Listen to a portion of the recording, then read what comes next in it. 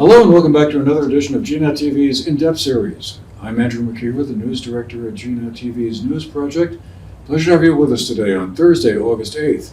Also a great pleasure to have Matt Harrington, the executive director of the Southwestern Vermont Chamber of Commerce, here with us today.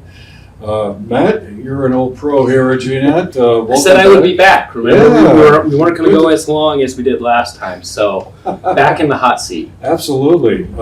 Perfect. And glad to have you with us, and thank you for making the time for our conversation today, which is going to, I guess, center around, or at least get started with, the results of a study or a survey that the Chamber carried out with its membership about the area's economy and their concerns and hopes. So I just thought to get us started, can you kind of walk us through what the results were and what are the overall takeaways that you're seeing?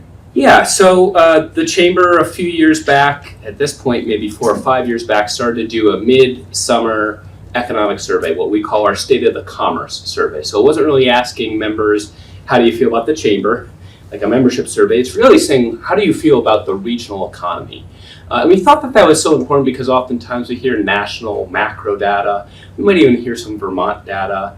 And we all know that the regions throughout Vermont operate so different from one another. And we just thought it was so important to tell the story, provide some of the data points for specifically, everything from Peru to Pownell, everything in between of that. And so we've done the survey a few years now. And the response relatively good. It takes up about a quarter of our membership, which is always healthy. I would say we tend to see, we have the 2 economic hubs. We have Bennington, we have Manchester. They tend to represent a majority of the input. So Bennington represented about 61% of people that filled out the survey, Manchester about 27%. And then we had some sprinklings of Arlington, Dorset, even some Londonderry. So we do ask on the survey, not only are you within the 14 communities or 15 communities of the region, but maybe there's some outliers too, Williamstown, Hoosick Falls, Londonderry, that kind of feed into our economic picture. So we do ask them as well. We had various sectors represented, so everything from nonprofit actually was one of the higher marks on our survey, which I think a lot of us agree that Vermont has the highest per capita nonprofit in the whole country, and nonprofits really do add to our economic vitality.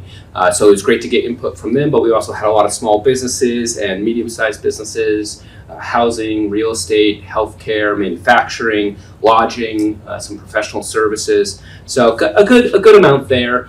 I think another thing that I see as a demographic interest in the survey that we put out was really around the growing demographic of diversity. And we were talking before, it's not astronomical. We don't see, 25% growth in BIPOC or LGBTQI plus, but we do see incremental growth, which 4 years ago we were seeing no BIPOC members filling out a survey or LGBTQI, or even now we have disabled individuals or immigrants, new Americans that are filling out the survey. So I think that's just an interesting, and I think if any of us were to walk down our main streets, we'd say Southern Vermont is starting to look a little bit differently through a mosaic of people that are coming in. We also had a strong representation from women-owned businesses, so about 33% filled out as a woman-owned business, and 5% as young professional owned, which was kind of a new classification we put in there. Anybody under the age of 40, do you own a business? And healthy, 5% there. So that makes up the kind of demographic, and I don't know if we want to dive into some more of the meatier parts of the survey, what it showed. Well, yeah, I guess I just wondered, was there any consistency around what the challenges were? I'm assuming that workforce and housing issues must be near the top of that list, but is that what you're seeing out of that survey? Yeah. Not surprising, workforce was the top challenge at 42%. That was a significant increase from 30% last year, which is, even last year we think about how hard it was for the workforce issues, basically employers saying we don't have enough staff, or we don't have enough qualified staff, or we're losing staff. So that increased to 42%. Rising costs really rose to the top of that as well, which we hadn't technically seen in the past, but I think the whole concept of inflation, rising cost of goods, how much does it cost to make a pizza in 2024 versus what it even cost in 2022 or 2020. It was a lot different. And then, I think we see what we normally, marketing, making sure that we're having customers walk through our shops, always are kind of a baseline of challenges. That tends to be prevalent throughout Southern Vermont. But really workforce being the top one as it has been for a while. And what I've heard anecdotally, I've kind of gone out and around and asked some questions, but anecdotally what I hear is, Matt, we were okay. We struggled a little bit we had that whole COVID mess. We got some funding from COVID, and we all kind of like grinned and bared it. And we actually did quite well as a region. But as we kind of go through 2022 and 2023, and it doesn't improve the workforce, the staffing challenge, the housing, trying to get staff here and having them live here is a challenge too. But by 2024, it's just exhausted. They've exhausted their savings account. They've exhausted their desire to go find new people. So I think there was a little bit more resilience in 2022. In 2024, as you can see by that 12% increase right there, it's just like workforce is the issue. And I've heard anecdotally go around to various restaurants. Not only are they closing on Monday and Tuesday, they're now doing shorter shifts on Friday and Saturday, which is their bread and butter. So are you trying to target that and do things to help people relocate here? Yeah. So, it's no surprise to us that workforce is an issue. We've talked about on this show multiple times throughout the many years. It's just interesting how higher it is this year. But the Chamber, a year and a half ago, we've always been kind of working on any type of relocation effort. The state-to-state program we've been talking about for a couple of years. As that wound down, we had what the state called the GROW program kind of rear up. That was a large grant given to 12 recipients. We were one of the recipients in January to receive that grant. And that allowed us to staff up. We built a new website, relocatetovermont.com, so anybody can go to that. The state is in partnership with us, so anybody that wants to move to Vermont goes to that state website, fills out a form, and then it goes to whatever county that person had indicated they wanted to check out. And for us, Luis is our GROW specialist on staff at the Chamber, and he's there to serve the 15 communities. Somebody wants to move to Arlington or Manchester or Peru or Bennington, he's there to support them, help them with housing, help them with education needs, help them with job search, help them with just kind of getting acclimated to the community. So that's really where we've put our effort into. I could see only growth in that area of need and effort. We hired Luis in April. We're about 4 months into his staffing. I would expect that in the fall, in the winter, and then into year 2 of this, we're only going to ramp up and really start to see some leads come in and us to be able to move people here. And I know Luis is also going around to various members and HR departments and employers saying, how can we come alongside you and help you find that specific doctor you're looking for? And that may be moving somebody from Texas all the way up to Vermont, or somebody right across the border in New York. To be fair, workforce is a problem, I think, throughout the entire state, not just here in our corner of the Vermont and many other states too. I was going to say nationwide, I would assume. This is not a problem unique to Vermont or our neck of the woods, and it's one night. I often think it's hard to see what the solution ultimately is, particularly when you couple it with the cost of housing. I've talked to, at this point, probably at least a couple of hundred potential employers who would love to have found a great hire, and they came, they wanted a job, but they couldn't find a place to live. Well, I often say to that dilemma a couple of things. We don't have to be first, we just can't be last. So there are workers out there. We do have 360 million people in the US.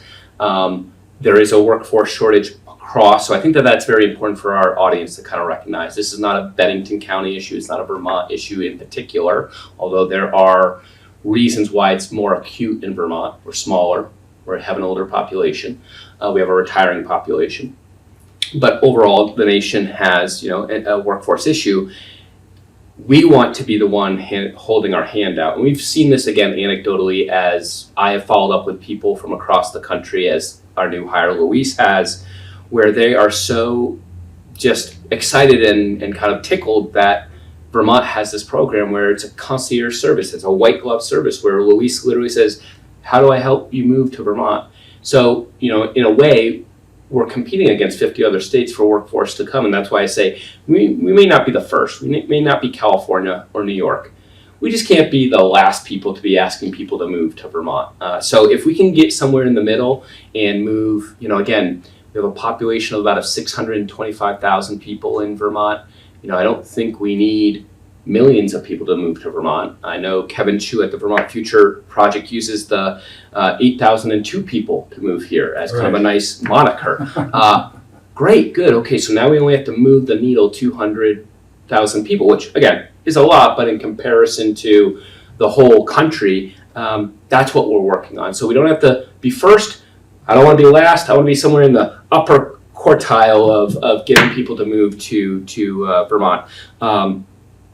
So that's our All effort. you have to do is figure out a way to recreate the magic of the 1960s and the Back to the Land movement, when all of a sudden people from all over the world seemed to want to move to Vermont because it was a cool place to come, and you could kind of. And that's interesting, Andrew, because we talked about that during COVID, and we really saw that. I forget what it was, but it was tens of thousands of people moving to Vermont to move out of the cities. What's interesting to watch is go, okay, good, here's Back to Land 2.0. Right now they're all, they're going to start their next Ben & Jerry's franchise. It's going to be great. And within 15 months, a huge majority of those people move back to the city. Mm-hmm. So I think we have to also create what that next generation is looking for. And I don't know how Vermont did it in the 60s, but somewhere, the Jack Burtons of the world and the Ben & Jerry's of the world, and they were looking for something, and Vermont had that.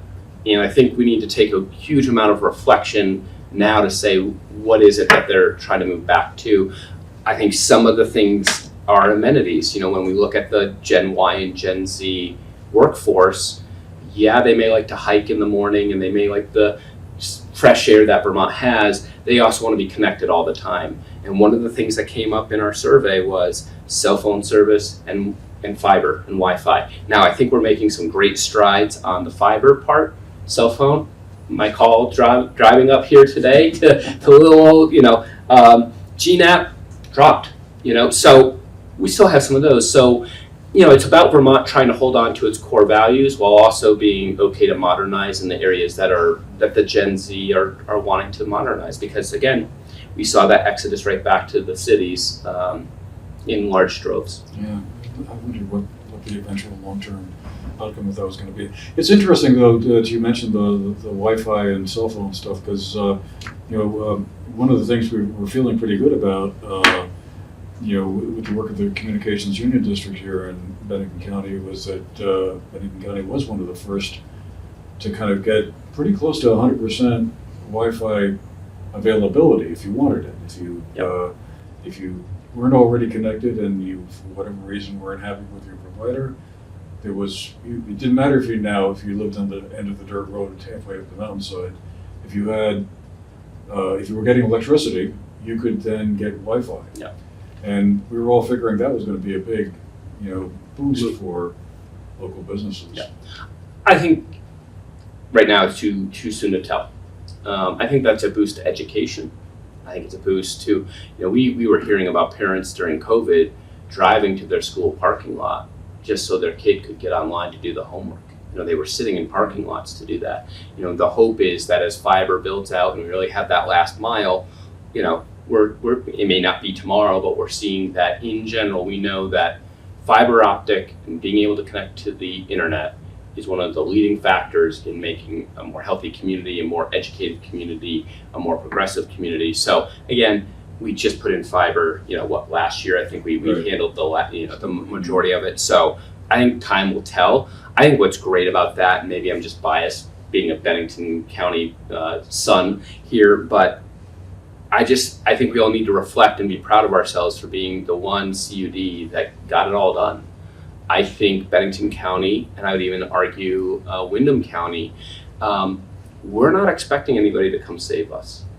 We come together when there are challenges and problems, and we try and solve it on ourselves. And if the government wants to help out, or if a corporation wants to help out, sure, join the pack. But rarely are we waiting. And oftentimes when I go after the rest of the state, it just feels like there's a little bit more of, we'll wait to see what Montpelier does. And I really am proud of Bennington County. I think they really got their act together for the CUD. I think that shows in the fiber build out. A big thank you to one of our members, Consolidated Communication and Fidium, for rising to the challenge. And I'm excited to see in the next 5 years how that does impact, our build out and our education and our workforce. One of the statistics in the survey that intrigued me a little bit, it's probably not the most important finding by any means, but it was just interesting that an overwhelming majority of the respondents, 87%, expressed that Southwestern Vermont is a good place to have a business or organization. But this did represent a slight downtick from the survey in 2023, when you had 94% of your respondents saying that same thing. I guess I just wondered, is a 7% drop something to kind of worry about, lose sleep over, or is it like, wow, that's just one of the blips you get from year to year? Yeah, I think we always have to, in surveying, we always have to say the same people didn't fill out that survey every year. We don't regulate that. It's kind of anybody in our membership that wants to fill it out. We saw more nonprofits fill it out this year than last year. So, who knows how, we don't have a control on that. To that end, I would surmise, and again, this is just me, but I would surmise it's an election year. So there's a little bit less optimism. And that's just across the board. We see that every time there's an election year, especially a presidential election year. There's a lot of up in the airness. There's a lot of we'll wait and see-ness. And so that, I think, is interesting. And again, anecdotally, I've heard going around that, Matt, we white-knuckled it in 21, 22, 23, we're starting to run out of reserves. And we've even looked at some of the macro data that has indicated that businesses, they're dipping into their savings, they're holding off, and maybe they could change their hours up in terms of staffing. They were being very creative in 22 and 23. This is, again, my own inference. And here they're going, look, I have thrown everything at this workforce thing, and I'm just a little bit more pessimistic than I was last year. That all being said, 87% is still an incredibly great number. That's not bad. Especially for, you think of inflation, you think of an election year, you think of the cost of goods, you think of ongoing acute pains, which is housing, workforce, even the increase in the school education bill and budget, all those things, and we're still at 87% in Southern Vermont. I'll take it. In 2024, I'll take it, because there's a lot of things they could be complaining about, and I think they still have some pretty strong optimism. But yeah, we saw that drop too, and we're concerned about it. That the whole point you were making there about people feeling after 3 or 4 years of working very hard, exhausting reserves, going head on over and over again, is a theme I heard at a recent conference I attended. That basically the point a lot of people were making that was about the flooding that we've seen, particularly in the northern end of the state. We also had a bit of it down here last year, but folks up north of Route 4 have had it a lot worse, I think. And a lot of people were saying that the resilience level of people to kind of go back and muck out their basements again this year, and looking at the prospect of that happening more and more frequently, like the once in the century or once in the decade rainstorm is now all of a sudden a once a year thing. Yeah. The feeling of like being able to kind of, okay, we'll just we'll get do it this done again, is really kind of wearing people down. There's a whole psychological dimension to all of this. Yes, trauma, sure. That really wasn't there a year or two ago. Yeah. And I guess I just wondered, this whole question, I began thinking about, this climate change thing, now it's kind of here. And feels like it, yeah. Do you think your membership and the businesses are kind of beginning to grapple with, okay, how do we prepare for this long term? If this is going to be the way things are going to be way more frequently than they used to be. I mean, look, there have been floods and storms, for instance, forever, right? But we still talk about the 1927 flood, for instance. But is that something that's beginning to kind of make people think, okay, how this is going to be the way things are going to be? What do I need to do to prepare so that in 10 years from now, I'm still running a business? So I think that could also, let's add that to the 87%. I think add injury to insult. We don't have a workforce. It's hard to get housing. It's hard to get customers to walk through our door like it was 20 years ago. Oh, by the way, there's massive floods and there's massive heat waves, and it makes people not want to go out and go, so you've got this climate issue as well, which could be impacting, the 94% last year to the 87% this year. What's interesting for us, and again, anecdotally, what I hear down here doesn't really come up in the survey, but what I hear is, a lot of northern Vermont, and I would even say really that Rutland line. Like I know Londonderry, but Manchester lightly impacted. Anything south of Manchester, and I would even argue anything really south of Londonderry, we haven't really experienced that flooding. Yet. Not since Irene, right, and not yet. One, let's make sure to heck we're preparing for it. Two, it feels like, again, and nobody can control this, but that southern Vermont is a little bit different.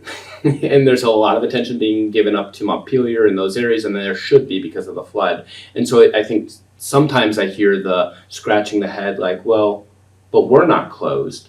So we had that whole debacle last year where the governor closed the state of Vermont because of the flood, and yet all the southern tier of Vermont had no impact from flooding. And so he was telling people not to come to Vermont, and all my lodging properties said, whoa, Yeah. we got plenty of rooms open. So I think there's a little bit of that tug of war back and forth, not unfamiliar to us Southerners.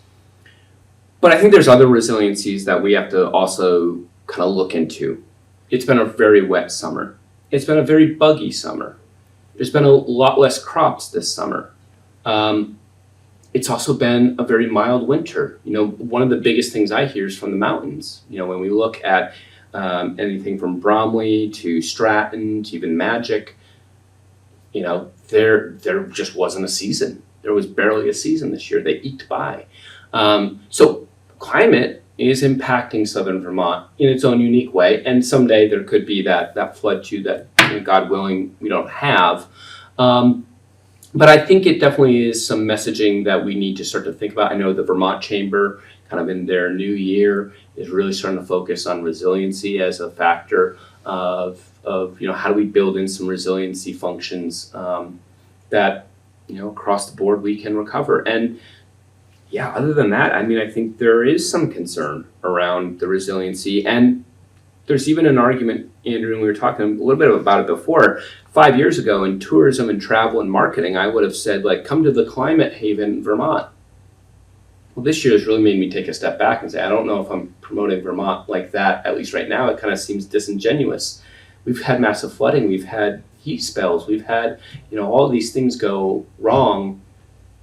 When we talk about that back to land movement, it's going to be really interesting in the next decade to see where in the heck in the United States are people going as a climate haven. Because even Vermont, which was really positioned as number one, number two in the country for being safe from climate, we're seeing a lot of the effects. And you and I were talking about before, Vermont does an extremely good job with its emissions, with its greenhouse gas. We have some of the cleanest air in all of the country, and yet a couple years ago, wildfires in the West blew over. We had impact from that. So we can't put a dome over Vermont. We can't keep ourselves insulated. We have climate effects happening because of other areas in the US as well. Really, it's hard to think of any place that would be considered a climate haven at this point anymore, right? I'm just thinking as you were talking, doing this mental map of the United States, thinking, well, Montana, well, that's not really, Fires too. The one thing I heard from one scientist, and again, take it with a grain of salt, is, let's get more data. If this tends to be a 5 to 10 year thing, we've had arguably 15 months of flooding. Okay, that just happens to be within that snapshot of 23, 24. 25, 26, 27 may be a great year. We don't know yet. So I think we need a little bit more trending data to say, wait a minute, there's been a flood, the 100-year flood or even the 50 or decade-year flood every year for 10 years or 5 years. I think let's not jump the gun on kind of doomsday and Chicken Little. Yeah. Like, we've had 2 years and there's arguably 15 months of flooding. Let's see what happens as we move forward. I think the good news is, everybody's aware of it. Governor, House, Senate, Vermont Chamber, this chamber, we all know we need to be rowing, no pun intended, in the right direction for resiliency, especially around climate. Well, let me just shift to one other part of this. Yeah. You mentioned it earlier before we have to run here. The diversity of business owners around the county is a bit of a different ballgame than it was, let's say, 10 or 20 years ago. What do you think accounts for that? Well, a couple things. So I will say that the chamber has embarked on strategic planning work. We haven't launched our strategic plan. We just voted on it in the board. I think what's really unique and really something I'm proud about this strategic plan, I've been through 2 or 3 of them now at the chamber. I've been there so long. And the last one was about regionalizing, and I think we've really done a great job in bringing those communities together in southwestern Vermont. But a big focus on this one was seeing diversity as a strength and really trying to embrace, not just accepting diversity, but really positioning it as this is going to be one of the hallmarks of southwestern Vermont is our diversity, especially when we think about what the uniqueness about southwestern Vermont is that we border New York and a metropolis in Albany in New York, and we border Massachusetts, which again, we love the energy that comes up from Williamstown, but really Boston too. So we're really bordered by these 2 things, and that go 50 miles, go 25 miles up into Vermont. Vermont's a lot different than what it looks like down in Manchester and Bennington.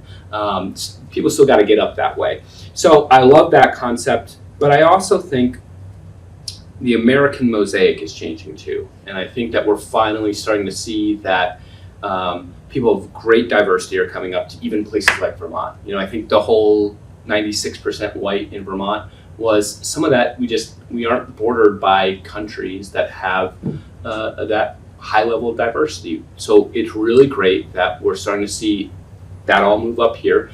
I think there's a lot of effort around new American and immigration, especially as we look at Ukraine and some of the Afghan resettlement. I think and I think Southern Tier, be it Brattleboro and their effort, or be it Bennington and their EDC, that's working on specifically resettling people to Southern Vermont. So I think those efforts are really helping. I would argue, and again, anecdotally, that Bennington has had a revitalization in its downtown. We see that with the Putnam Block. We see that with new restaurants, new fusion restaurants, new Thai restaurants emerging.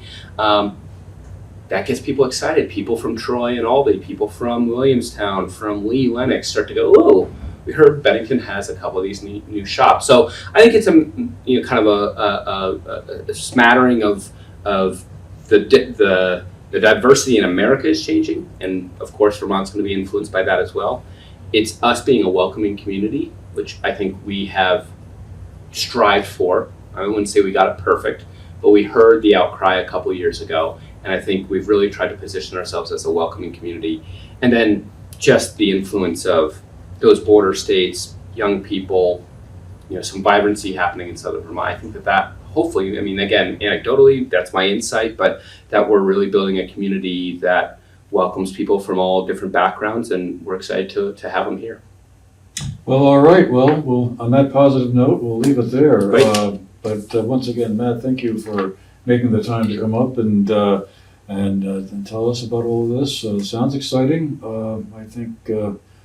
I think in the long run, everything will work out. Well, I've noticed, Andrew, last little note is, and I say it every time I'm on the show, the defining factor or the differentiating factor is us working together. Mm-hmm. That's always been the case. It always will be the case. We are the people of it. It doesn't matter the process, doesn't matter the strategic plan, it matters who's at the table. And as long as we have a strong group of leaders and a strong group of community members at the table trying to solve problems, be it climate, be it diversity, be it economic development, as long as we're at the table kind of working together, I've always found that to be the signature secret sauce. So I'm excited. I think we got good people at the table. Let's go ahead. All right. Well, we'll leave it there for now. Great. All right. Well, thanks to all of you as well for being with us. Hope you found the program interesting. Take care and have a great day.